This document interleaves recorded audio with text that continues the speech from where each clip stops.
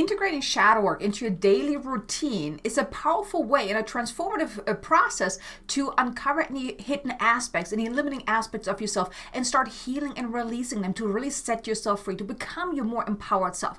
Because if you're already doing somewhat of a daily routine, whether it's a morning routine or evening routine, but you still feel like throughout the day you're dealing with a lot of doubts and fears and worries and limitation and holding back and things like that, then incorporating shadow work into your daily routine can truly benefit you to get unstuck in your life, to feel more empowered, to not hold back or limit yourself in any kind of way.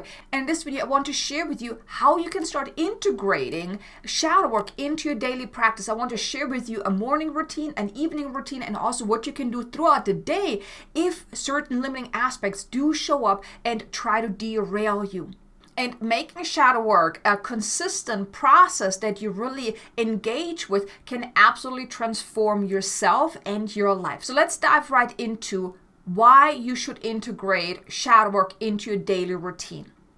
Now, with everything, consistency creates progress. If you only do shadow work every once in a while, or maybe not at all, then you're not really receiving the benefits of doing shadow work. So by integrating into your daily routine, it creates that consistency, which then creates the progress, the results, the shifts, the changes. It also helps you to feel less frustrated and less challenged, because if you're experiencing those doubts, the limiting beliefs, the fears, holding back, playing small throughout the day, and you're just feeling quite stuck in your life, by using shadow work throughout the day and on a day-to-day basis, on a consistent basis, you feel less stuck, because then you are working through whatever comes up as it comes up. You basically get to it before it can derail you. That's why it's such a powerful process to really integrate into your daily life. And shadow work doesn't always have to be very intense. It is intense when you wait until you're already feeling very derailed. But by making it part of your daily routine, you're really getting to it before it can get so intense that it becomes very challenging, very emotional, very often painful to do the shadow work. Because shadow work in itself doesn't have to be painful, doesn't have to be challenging, doesn't have to derail you. Like I said, unless you're actually waiting too long and it's actually in full force and derailing you in that moment, that's when it becomes most challenging. But by incorporating into your daily life, into your daily routine, well, you can actually be more proactive around what is already deep within you, what is already hiding deep within you, without it getting triggered first and then you becoming aware of it. So let me share with you the 3 different ways of how you can incorporate shadow work into your daily life. Like I said, I want to share with you a morning routine, an evening routine, and also what you can do throughout the day whenever things come up that are not feeling so pleasant. So let's start out with the morning routine. Ideally, you want to start out your day with some mindful journaling. Just journaling about your desires, about your wants, about the goals, about your intentions, about the things that you want to achieve, the life you would love to live. Journaling about that, and then becoming aware of any doubts, any fears, anything that might sneak in that doesn't necessarily feel very pleasant. And here you want to do this from an open heart and an open mind and not judging anything that comes up, because the thing is, the things that are coming up, they're there. Whether you're aware of them or not, whether you want to or not, but they are there. And by you becoming aware of them, then you can do something about it. So here, don't judge yourself by whatever comes up, but just be grateful. Oh my God, I uncovered this. This is what I feel. Great. Now I can do something about that. So you don't have to beat yourself up over it. But when you're journaling about the things you want to manifest, the dream life that you want to live, like really tapping into that, really connecting to your desires, the things you want to experience, the things you want to manifest, the life you want to live, the person you want to grow into, who you want to be, what you want to do, all of those things, really writing about that, journaling about that, and then becoming aware of, well, what are those sneaky little doubts that I have, the fears that are playing in the background. How am I feeling about this? Are doubts coming up like, yeah, it feels great, but I'm never going to make that. This is too hard. I don't know how to do this. I can't commit to that. It's going to be too hard. I don't have the resource. All of those different things. Oh, I'm not good enough, right? I'm not capable to do that. I mean, who am I to actually do this, right? Who am I to have this kind of life? You want to become aware of all these things without judgment, like I said.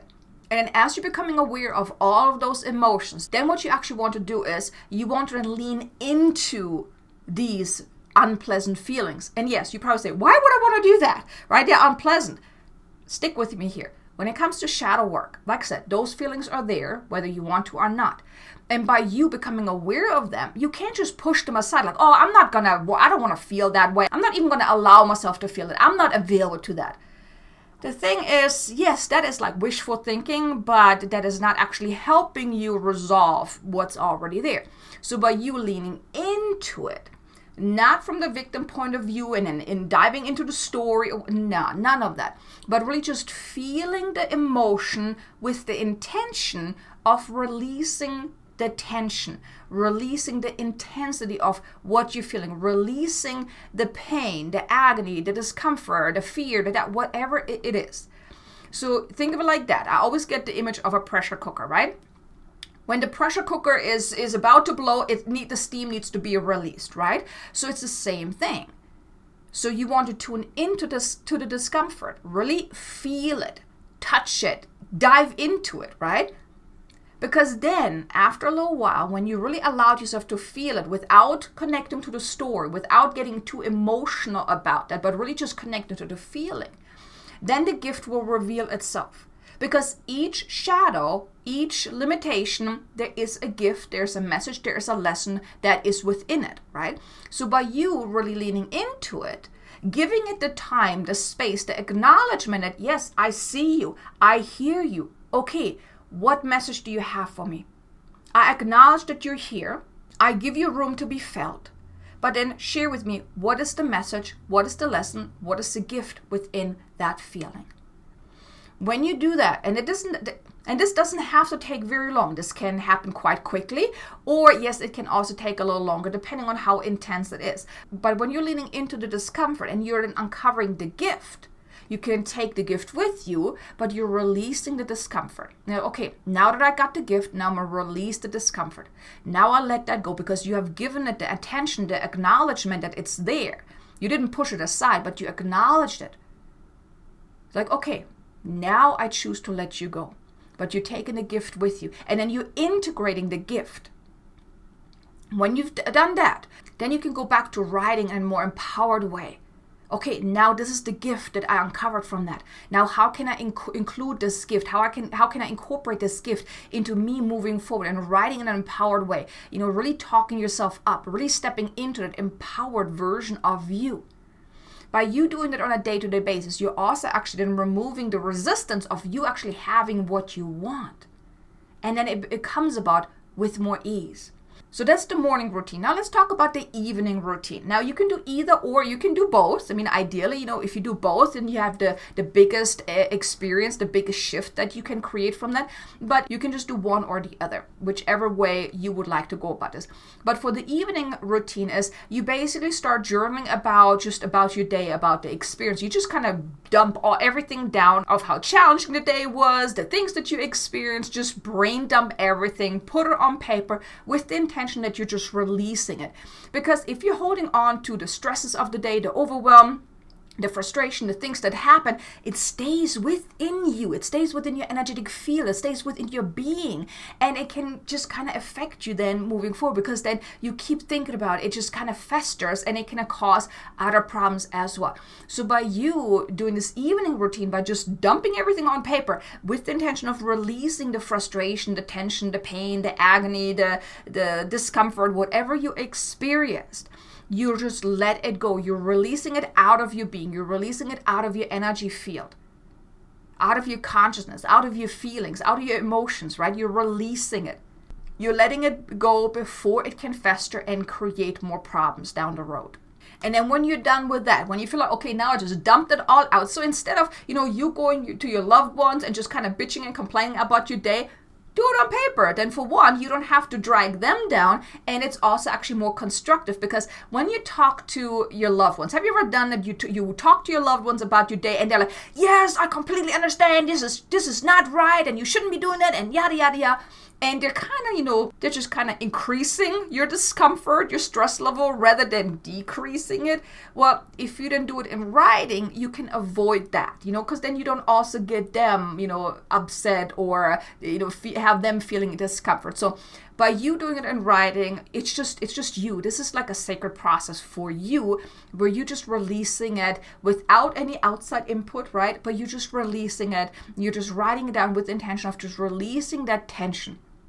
And then when you feel like, okay, now just dumped it all out, I let it all go, then you're going back to my desires. Okay, what is my desire? This is what I want to create. This is what I want to experience. And then you kind of tap into it. You're giving yourself a pep talk again. You're really building yourself up. You're tapping into that more empowered energy and feeling really good.